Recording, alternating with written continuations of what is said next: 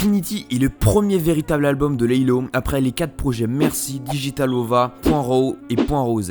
Et étant donné que c'est un album, il a une structure d'album et pas un fourre-tout de plein de sons. Sauf qu'à la différence de plein d'autres albums, Trinity ça s'écoute d'une traite et dans l'ordre, parce que ça raconte une histoire. On suit Laylo dans 22 titres, dont 7 interludes qui servent à poursuivre le récit de Trinity.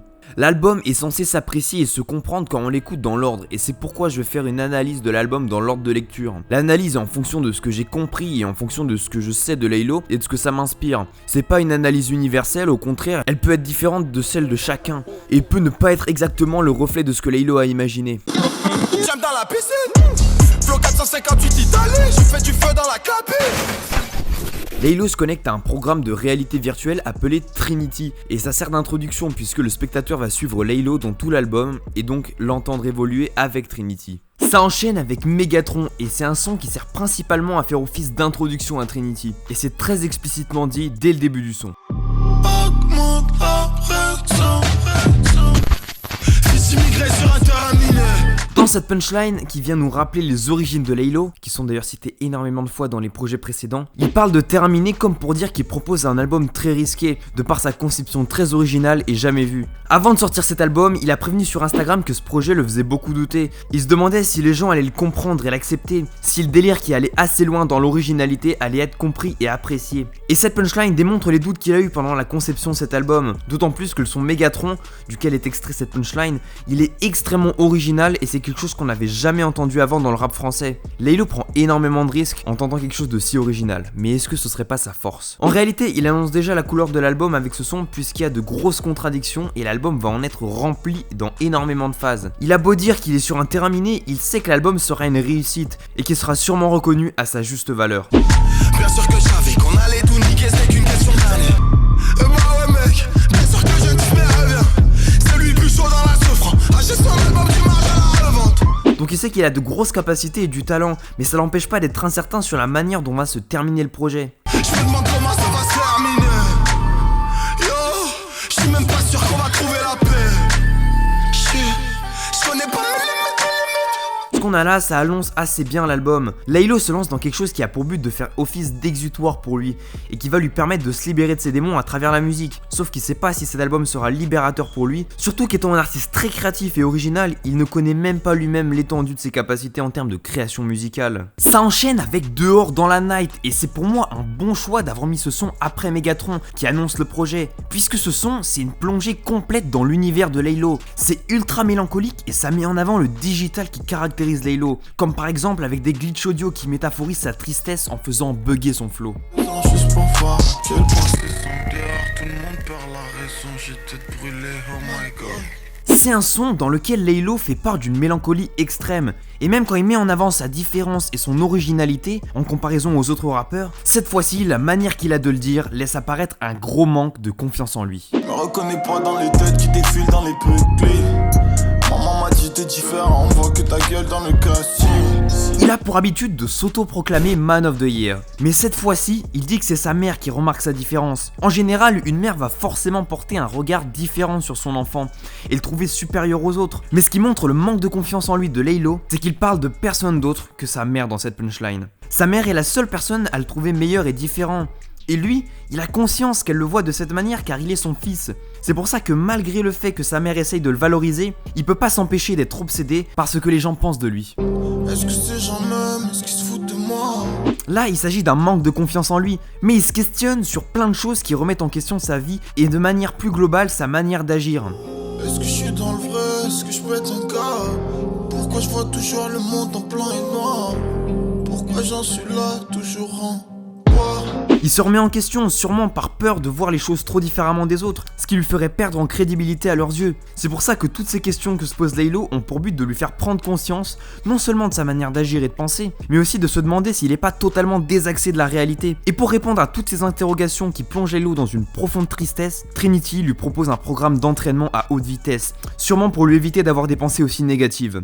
Ce qui fait ensuite poursuivre avec Hills, ou Hills, je sais pas trop comment ça se prononce, qui est un bon banger, mais qui a pas forcément une grosse importance dans l'histoire, et qui est pas forcément très fort en termes de profondeur des paroles, puisque ça parle d'une soirée à base de drogue, de filles, et de conduite à haute vitesse. Mais ce qui est important dans la continuité du récit, c'est que c'est cette soirée dans laquelle Laylo va rencontrer Trinity. Et c'est expliqué à la fin avec le dialogue entre Laylo et Esprit Noir. Esprit, je peux te demander, c'est qui la meuf l'autre soir là? Ah, la blonde, je savais que t'allais kiffer. Non, pas la blonde, l'autre, la discrète. Elle est spéciale, elle, un peu... Trinity. On apprend là que Laylo commence à s'intéresser à Trinity et qu'elle lui plaît. Et c'est justement dans le son suivant, Plug en featuring avec Joker, qui va parler de son attirance pour Trinity, sous sa forme humaine, ou du moins l'apparence qu'elle se crée pour Laylo, puisque Trinity, rappelons-le, c'est qu'un logiciel de stimulation d'émotions, et elle est donc évidemment pas une personne réelle. Dès le début du son, il évoque la première fois où il a vu Trinity, c'est-à-dire durant la soirée avec Esprit Noir, dont il parle dans le son précédent. On s'est déjà vu dehors, mais avec toutes tes copines, t'étais au fond dans le noir.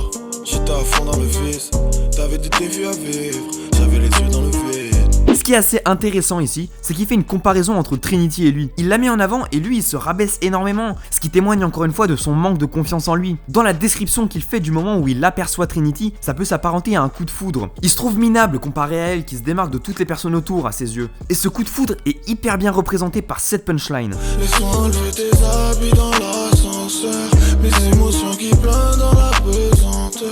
Quand il parle de ses sentiments en apesanteur, c'est pour métaphoriser le fait que son attention tout entière se focalise sur elle, et que quand il la regarde, il a l'impression que le temps s'arrête. Et au-delà du coup de foudre, Trinity lance une interaction entre eux à partir du menu principal. Apparemment, le taux de compatibilité entre elle et Laylo serait élevé. Trinity lance alors un nouveau mode dans le programme qui va stimuler à la fois la mélancolie, la tristesse, l'adrénaline et la violence de Laylo. Ce qui nous emmène à Piranha Baby. Avant de parler de l'importance de ce son dans le récit de Trinity, je pense que c'est important de souligner les nombreuses références à certains anciens sons de Laylo. L'album complet est parsemé de nombreuses références au projet précédent, mais c'est dans ce son que j'en ai repéré le plus. On peut remarquer des références à d'anciennes phases comme celle-ci qui proviennent de 10 secondes et Visa. Piranha Baby, mon cœur peut réchauffer très vite. La cigale va encore chanter tout l'été, en quête de vérité. Maman va sûrement s'inquiéter, la cigale a chanté tout l'été. On peut aussi remarquer une référence au morceau Ciudad grâce à la réutilisation d'un roulement de tambour dans la prod juste après l'utilisation du mot Ciudad. Numéro 9 dans la ciudad, ramène tes gars, va le coup part. Bébé, j'suis plus dans la ciudad. Oh babe, j'suis dans la ciudad. Bref, pour en revenir au son, c'est une simulation qui est encore proposée à Laylo par Trinity, et cette fois-ci c'est une simulation qui va permettre à Laylo de faire ressortir la violence qu'il a en lui. Et d'ailleurs cette violence, elle apparaît dès les premiers mots.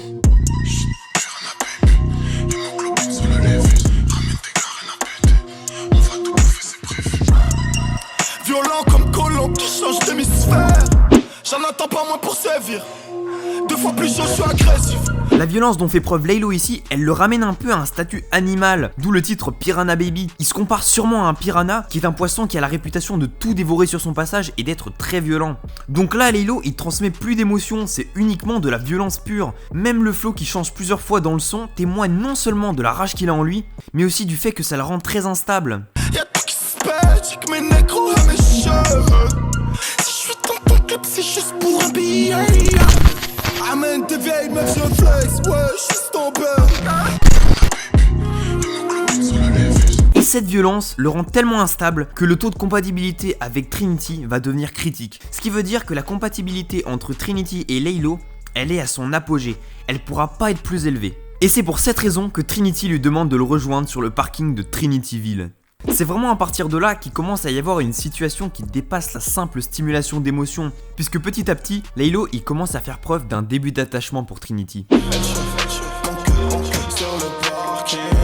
Ce qui veut dire par là, c'est que le logiciel est en train de stimuler ses émotions pour le réchauffer, mais concrètement, c'est pour le rendre moins malheureux. Sauf que dans la manière que Laylo a de le dire, on peut sentir qu'il la voit autrement que comme un logiciel, mais plus comme quelqu'un qui va le réconforter. Et comme il est très sensible, ça va lui suffire à envisager le fait que Trinity entre dans sa vie pour une relation qui va au-delà du programme informatique et qui inclut des sentiments amoureux. Je pourrais jamais t'aimer jusqu'à la fin.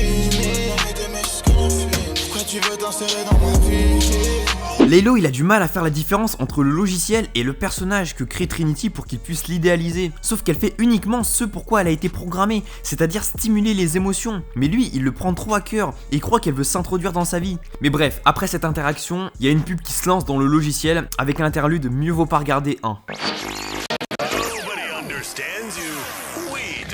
C'est un message qui provient certainement d'une pub pour Trinity à l'intérieur même du programme. Ça donne quelques éclaircissements sur ce à quoi sert Trinity. Ce serait donc un logiciel qui a pour but d'aider les névrosés en leur faisant voir ce qu'ils veulent. Et en l'occurrence pour Laylo, c'est un personnage féminin qui est créé pour l'aider. Monsieur, s'il vous plaît, monsieur, vous auriez pas une petite pièce ou un ticket restaurant? Attendez une minute.